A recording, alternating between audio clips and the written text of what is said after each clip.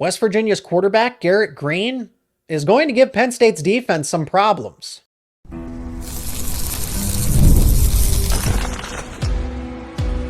You are Locked On Nittany Lions, your daily podcast on the Penn State Nittany Lions.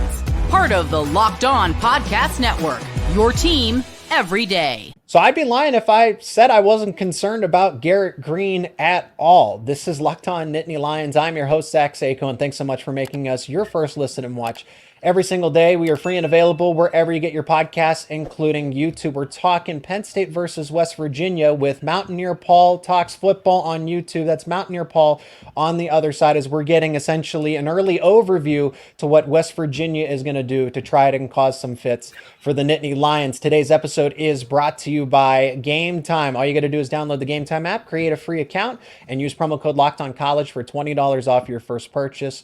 Terms apply.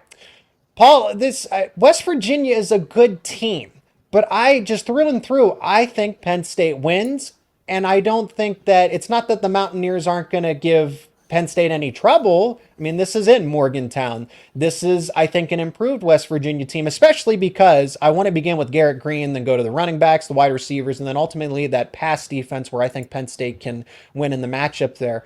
But Garrett Greene, I see highlight videos. I see insiders like yourself for West Virginia just say how far he's come along into his final season here. And not just the dual threat ability, but he's more of a passer now too. So Garrett Greene is going to be tough to limit for Penn State. Correct. You went there right away, by the way. I appreciate that. I like that. So a lot of things about Garrett Greene's the most underrated quarterback in college football entering next year, I think. And now it's not as much. He's definitely gotten some flowers recently. It wasn't like that, definitely last year especially. He led the FBS this past season with a 10.2% big-time throw rate. That's PFF. Super dangerous runner, 13 touchdowns, 773 yards. Best in the country in avoiding sacks last season with a pressure to sack conversion rate of about 4.8%. 91 Pro Football Focus overall grade, which was 8th-month quarterbacks in 2023. And look, his comp, if you want to give him one through PFF, would be like Jalen Milroe from Alabama. Wow. So, and that's a similar Heisman kind of area. That's a Heisman conversation for Garrett. Correct. I don't know if he'll be a Heisman guy. He'll be going to play on Alabama, obviously. But, his average depth of throw was 13.5 yards, which was the highest among all Power 5 quarterbacks. Those did lead to a lot of home runs, but also a lot of misses, which is why the 50-something odd percent completion percentage that a lot of people look at when they evaluate Garrett Greene. I think it was 62.8 adjusted completion rate, which is third worst among Power 5 starters last season. So, he's a big game hunter, right? And I think that, Neil Brown played on that with the RPO system that they run. Obviously, West Virginia led the Power 4, in rushing last season. They were number one in the country in that. Yep. Week 1 against Penn State, neither the running game or the passing game were even close, not even close to what they became against North Carolina. And so to say that this is an improved West Virginia offense coming into a game against the best defense they'll face this season by far, maybe Utah's in that conversation. I think this offense is definitely going to be better. Losing Zach Frazier is a huge loss. Yeah. But the scheme that West Virginia ran with him was zone heavy, not gap heavy, because Zach Frazier struggled with that. It's going to be a more gap heavy scheme this year because the center that's replacing Zach, Brandon Yates, is the strongest player on the team, but also the most athletic player on the team. He started at left tackle his freshman year. So they do a lot of cross-training on the offensive line, and all 5 guys can play all 5 spots. They return 5 of the top 7 guys. So to Garrett Greene, though, he's really improved. He actually was also just recently in the Manning Passing Academy, and they scored him somewhere in the top 5 of all passers there. So, he's really gotten accolade after accolade. And when you need to fix something, you fix it. Last year was his first year ever as a starter. First game ever as a starter was against Penn State. You just can't measure. You just can't measure the improvement. You can't, in my opinion. So I really do think you guys are going to see a completely different animal. What would you say is the best way to stop Garrett Greene? So again, you're the West Virginia Mountaineers expert and insider here. When I think Penn State's biggest key matchup here, one of them anyway, is going to be stopping the RPO or trying to limit it. Garrett Greene, again, can keep it himself. And it's almost a triple option in the sense. You have C.J. Donaldson along with the other running backs, which we will get to. But Garrett Greene can keep the football, and he's a dynamic runner. I think just from what I've seen in terms of his film, his footage, again, it's off-season stuff. Drew Aller looks good in some of those highlight clips. Garrett Greene does as well. But I see stark improvement from what you said, week 1 against Penn State. It looks completely different to now in the present here at the end of July. I think the key matchup is whoever that linebacker is or that extra defensive back is acting as a spy, or who's going to take Garrett Greene? Probably a Kobe King or a Tony Rojas or a Dom DeLuca at linebacker. Maybe it's KJ Winston out of the safety spot. So what would your recommendation for Penn State to try to limit Garrett Greene if you had to give one? Even the most athletic linebackers or safeties in the country would still have trouble chasing down a Garrett Greene, although I think there are guys that can do it. Don't get me wrong. Point being that no one guy is probably going to limit him. If the weapons improve like I think they have, and I do think they have, they brought in 2 Power 5 starting receivers to this offense. Okay. Thrown them into the equation with Bray from Oklahoma State, who was their second leading receiver last year, and then Justin Robinson he was at Georgia, and started there. Then he moved to Mississippi State. He caught 55 balls over the last couple of years, but he battled injuries. And now into a West Virginia offense that is very similar to what Mike Leach would have done at Mississippi State from passing concepts wise. Those 2 guys are going to make a huge difference, I think. They're both over 6'2". Bray is 6'4", 220. And he's really an immense target. And just looking at his film, he's extremely gifted, maybe the most gifted guy on the roster, but I don't know how quickly, because he just got signed 2 months ago. So I don't know how quickly he's going to learn all this or if it's going to matter. But we'll know by the time fall camp's over with how much this receiving room has improved. They definitely did during the spring. Rodney Gallagher, 4-star player out of Pennsylvania. I'm sure you remember him. He will be back. This is his first time ever, with a full season under his belt as a receiver. He played quarterback all through high school because he was the best player. And then Hudson Clement, how's Huddy Tuddy going to be, right? Because, he led the team in a lot of areas last year, but he had one huge game against Duquesne in which he had over 200 yards and 4 touchdowns, which accounted for a lot of his production. Cole Taylor's the X factor. He's a 6'7", 250-pound tight end that transferred in from LSU last year. Almost 50 catches for 4 touchdowns last year and right around 500 yards, apologies. If he can up his game a little bit further, we're going to, Garrett's got weapons, and to me, looking at it across the board, he's got better weapons. So I think he can be stopped. And if you're going to do it, it's most definitely going to be limiting his weapons instead of just really focusing on stopping him. I do think I just don't know how he's improved in the short passing game yet. And that's the answer that I don't have. If that's improved, there's truly not really going to be a way you can stop him as much. I mean, obviously all quarterbacks have bad games, but when really good quarterbacks, are on, there's not too many at all you can stop. Right. So it's usually the other guys around them that you stop. And I think that's what Penn State has a good chance to do, honestly. You mentioned their primary pass catchers. I've named C.J. Donaldson as that bruising tailback. What's West Virginia's scheme going to look like, and how does Penn State match up against it? We'll talk about that coming up next here on Locked On.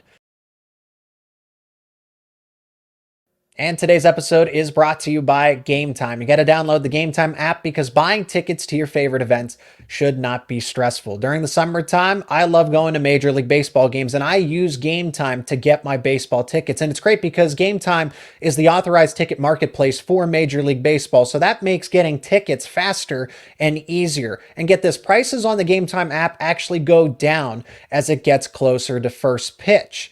So you get last minute tickets, last minute deals on those tickets. You can save up to 60% off buying last minute tickets for not only MLB games, but sports in general, concerts, comedy, theater, and so much more. You can save also in the app with exclusive in-app deals on flash deals and zone deals. You have all in pricing, so there's no surprise fees at checkout. You know exactly what the cost is going to be. And probably the best feature, if I've never been to a venue, I like to know my point of view where I'm going to be sitting from. Gametime does that for you, so you're not second guessing yourself. Take the guesswork out of buying tickets with Gametime. Download the Gametime app, create an account, and use promo code LOCKEDONCollege for $20 off your first purchase. Terms apply. Again, create that account, use promo code LOCKEDONCollege for $20 off your first purchase. Download Gametime today. Last minute tickets, lowest price guaranteed. So I think that dynamic duo of Garrett Greene and CJ Donaldson, again, is going to be difficult to limit. I just like Penn State overall as a better team, but it's not because West Virginia is bad. I just think Penn State, they improved. West Virginia improved, but so did Penn State. I think Penn State is better offensively, and they struggled a season ago. Offensive coordinator change, but we're focusing on West Virginia here.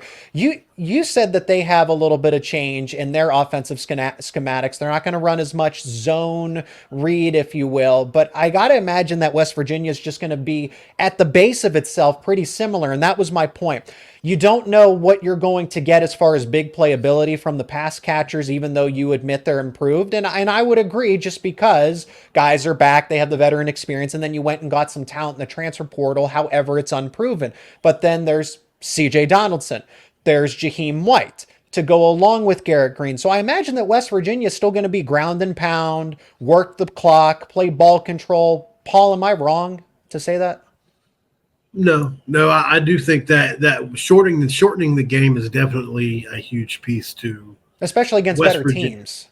Correct. Or even teams, whichever. Yes. Well, no, I mean, I'm not saying that Penn State's not the better team. I think there's more talent on the Penn State football team, but I think West Virginia, there's definitely a path to victory doing what West Virginia does in this game.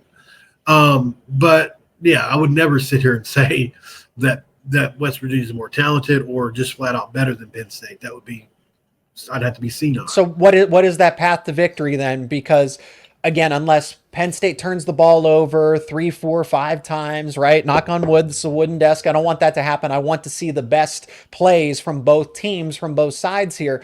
But that's what I mean. So West Virginia, Garrett Greene gets better, CJ Donaldson gets better. I think the offensive line is either going to be the same, maybe take a slight step back, but you would know better than I would. And the wide receivers are just, for West Virginia, probably needs a little more time to build chemistry and get acclimated there. Whereas Penn State has Drew Alder's back, Nicholas Singleton, Katron Allen, Tyler Warren, their core for both offense and defense is back, even though they lost some pretty good players. So when I say I don't see a reasonable path to victory for West Virginia, Paul, from your point of view, what does that look like? Well, it's not an apples to apples comparison for me from last year to this year because of the game one aspect of that truly matters in this comparison. Yes. I just don't think it's a fair comparison as far as West Virginia game one versus Penn State game one, although Drew Aller absolutely killed at that game. Maybe one of his best games. West Virginia's secondary was pretty rough to start the season, especially. Correct. Yeah. A lot of transition. They had been absolutely butchered in the portal coming into that. And they did figure it out some throughout the year, but not to the point that anybody was satisfied. And that's why they picked up 6 guys in the portal, which screamed to me, you've got a problem in the secondary. 6 guys in the transfer portal screams that pretty loudly, and they did do that. But to your question about, there's definitely a player that you didn't mention who will actually be starting ahead of CJ Donaldson. Interesting. Jaheim White he was the best freshman running back in America last year, and what's crazy about that is that he didn't play until October 28th, and I remember that. Had over 1,000 yards for the season still. His first game was October 28th against Central Florida. He had 85 yards on 9 carries, I think it was. He led the entire country in yards per carry last year. And then his next game was 150 yards against BYU, which was basically his coming out party. But he finished the season with 842 yards, 4 touchdowns, 125 receiving yards, and two more touchdowns, which is right about over 1,000 yards, close to, for the season for a guy that played 6 games. He was he was just out of nowhere. And he's by far the most gifted player in the backfield now than you look at it with this season's eyes instead of last season. C.J. Donaldson is absolutely going to get his carries. He was last year's Jaheim White. He had that great freshman year, and everybody had these high expectations for him coming into last year. And here's what happened. I truly believe this. He kept us alive in the game against Penn State in a lot of ways. He really, it's funny, that game, when you look at it, what doesn't get talked about enough is how much we really limited Katron Allen and Nick Singleton. The rushing totals for both teams were the same, 146 yards. I was really shocked when I looked at that afterwards. It was really Drew Aller. And my biggest question, I think, going into this game is, without Keandre Lambert-Smith, what does that game look like last year? Because he was the straw that stirred the drink. He's gone. You definitely brought in a 5-star kid that just couldn't see the field at Ohio State. What's he going to look like? Hearing rave reviews, but they all get rave reviews.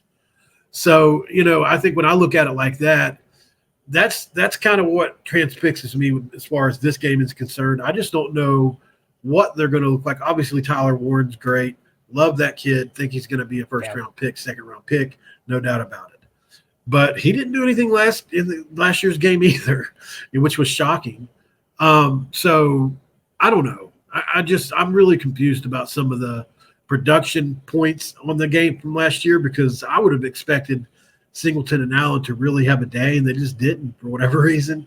And we returned everybody on this front seven. So literally everybody and more, because we had guys that were out for that game that are back this year that we really expect big things from.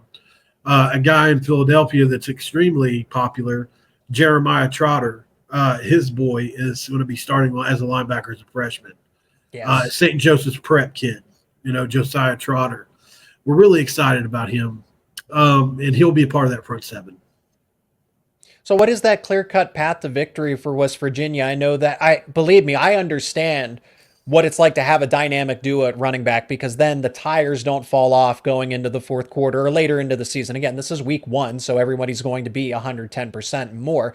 So having that, thunder and lightning, Donaldson and White combination, that's very similar to what Penn State has with Allen and Singleton, and I know how valuable that is. Is that the difference maker then for West Virginia? Again, because from my point of view, if West Virginia wins this game, it's going to be forced turnovers. And the best thing that Penn State offensively last season, the thing that they were best at was limiting turnovers. Drew Aller had 2 interceptions and 1 fumble. The running backs, I think, combined had maybe 1 or 2 fumbles, those primary ones, Allen and Singleton. So they just naturally don't turn the football over, and West Virginia's defense isn't exactly a turnover forcing machine. Correct. Yeah, I mean, if you're going to ask me about West Virginia's path to victory, obviously shortening the game is a part of that. We talked about that a little earlier.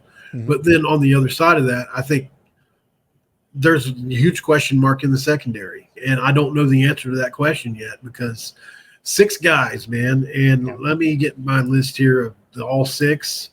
So West Virginia brought in Dantes Fagan from Charlotte, Kikor Tarnu, who was the best player on their defense as a safety from Jacksonville State. Montre Miller is gone. Andrew Wilson-Lamp is gone. Davis Mallinger is gone. Garnett Hollis Jr. and Jaheim Joseph might sound familiar to Penn State fans because they both started in the Northwestern State secondary last year. Those guys have both played extremely well during summer and are probably going to slot in right away to the West Virginia secondary. And they both started on an 8-5 Northwestern team last year that had a salty defense. So Jaheim Joseph and Garnett Hollis Jr. are going to be counted upon heavily coming into this season, I would imagine. Aiton Gardens has performed the best out of all of them. West Virginia played Duquesne last year, and he locked up whoever he guarded, didn't allow a catch in the game. And so he came over to West Virginia from Duquesne in the portal this year, along with TJ Crandall from Colorado State.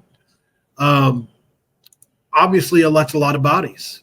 There are some guys left over on the team that they expect will be better, but the secondary is the biggest question mark on this football team. We really don't have a whole lot of questions anywhere else.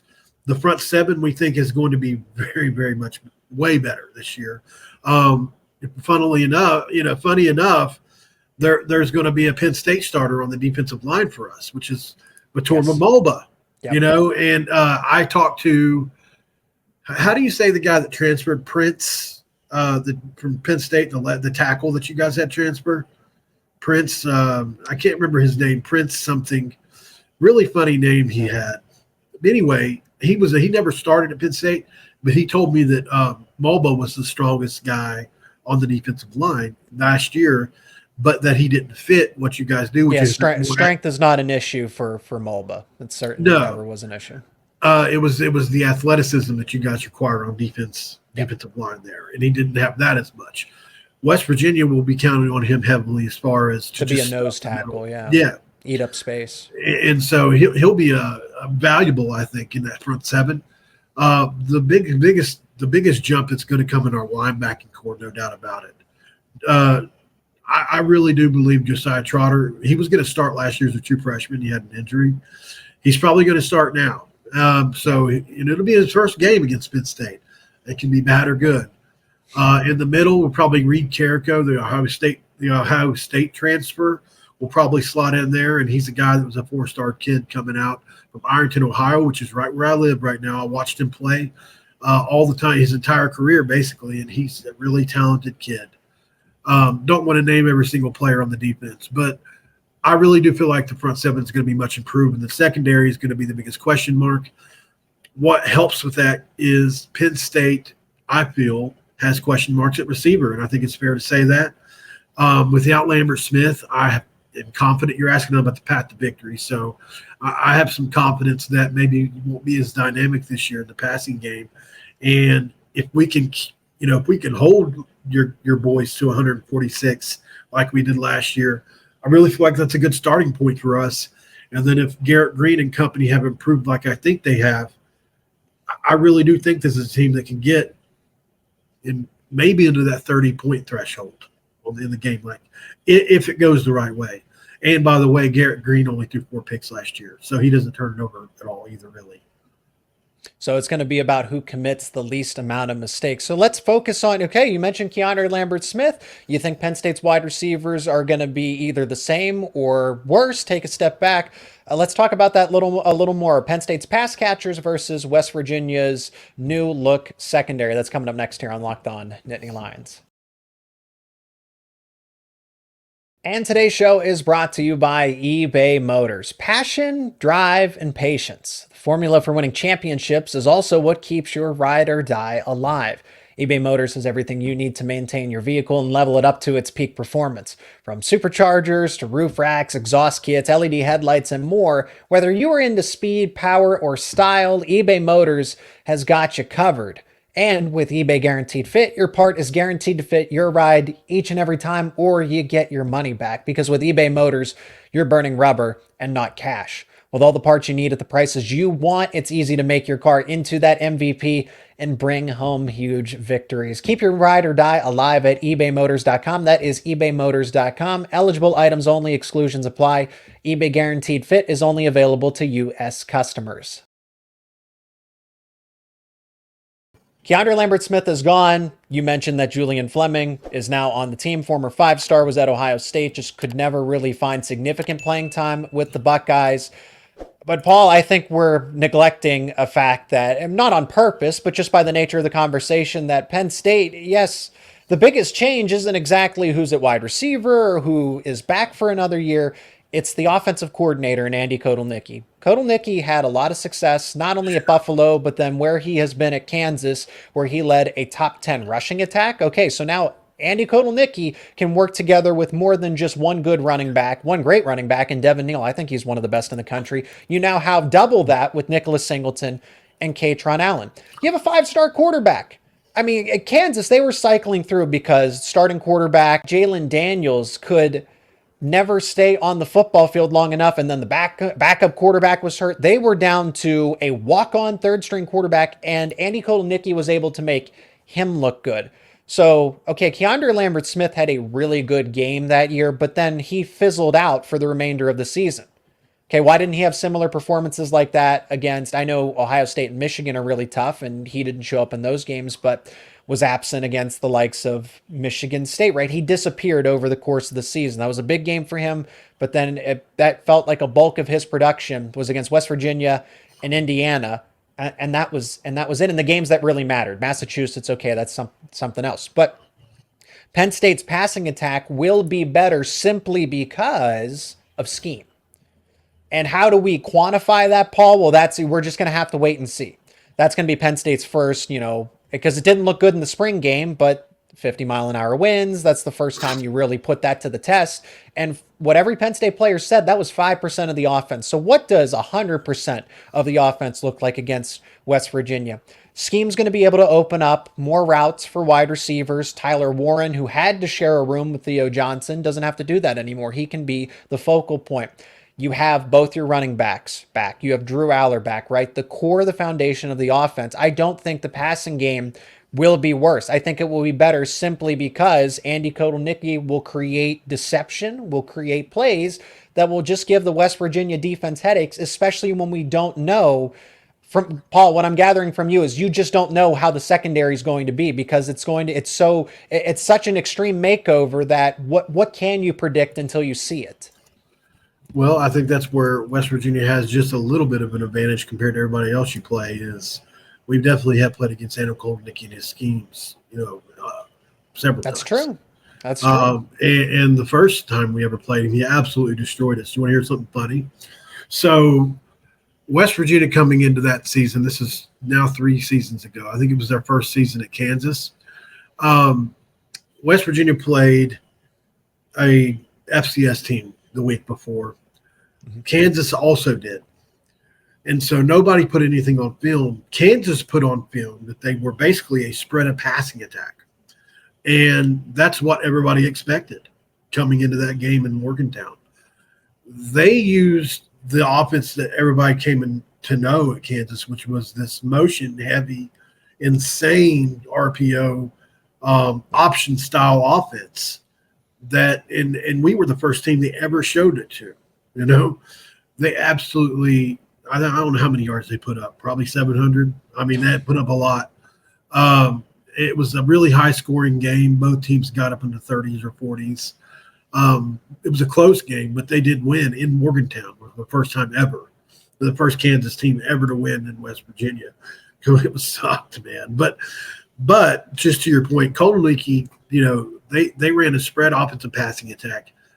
And obviously that was the team they had to prepare for all offseason because they were FCS. They didn't really have to worry about it.